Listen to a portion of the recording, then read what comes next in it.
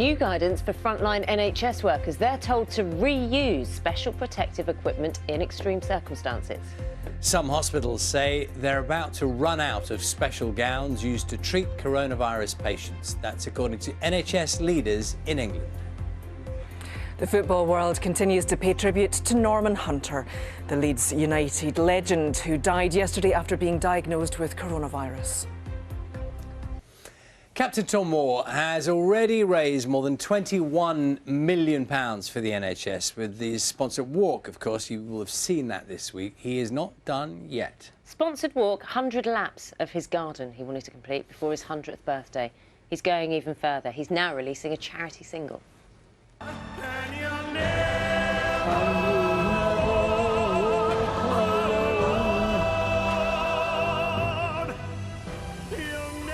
So you get the picture. 99-year-old war veteran teamed up with the singer Michael Ball, who was giving it his all, I think it'd be fair to say. He released a version of You'll Never Walk Alone, which he sang live, of course, on this programme. If he tops the charts on Friday, it would mean that he'd been #1 on his 100th birthday. Because his birthday's 2 Thursdays, isn't it? Yeah, I thought his 30th. birthday was on the 30th. Thursday. So if he gets to #1 next Friday, yes, he would be #1 the week after. Yeah. Once he's just turned 100. Brilliant. What a way to celebrate. What a way. We can take a look at the papers now. It's 7 minutes past 6. Good morning to you. No defence is the headline on the Daily Mirror as it highlights the shortages of protective equipment at hospitals. It describes the Health Secretary, Matt Hancock, as floundering after he said he couldn't, and I quote, magic up the necessary gear. Let's look at the Daily Mail, saying that a team of scientists at Oxford University could make a breakthrough in the search for a vaccine. It says a clinical trial involving 510 volunteers is due to start next week. An estimate of the number of care home deaths in England shows as many as 7,500 residents have died as a result of coronavirus. This is according to the Daily Telegraph, which says the review by Care England is based on data from its own 3,500 care homes. And lastly, The Times is reporting that some senior Tory MPs have said the public are being treated like children as ministers refuse to discuss options for easing lockdown restrictions. The paper notes scientists are yet to agree an exit strategy.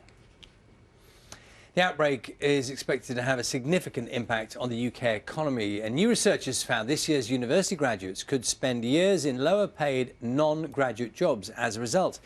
The Institute for Fiscal Studies says experience of previous recessions shows that starting work during an economic downturn often leads to a negative impact for graduates. Just a couple of thoughts, some of the inside pages.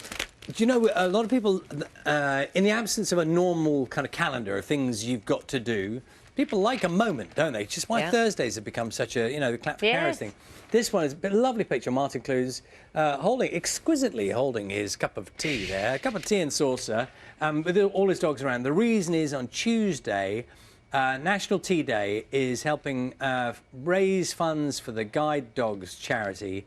And the idea is, obviously, you're at home, to post a picture of yourself having a cup of tea. It says having a cup of tea or a cake or a biscuit or whatever, and you post it out there hoping to break a world record for the all the people taking part in one go. He looks like a man who likes a cup of tea. Oh, a good cup of tea is hard to beat, in my opinion.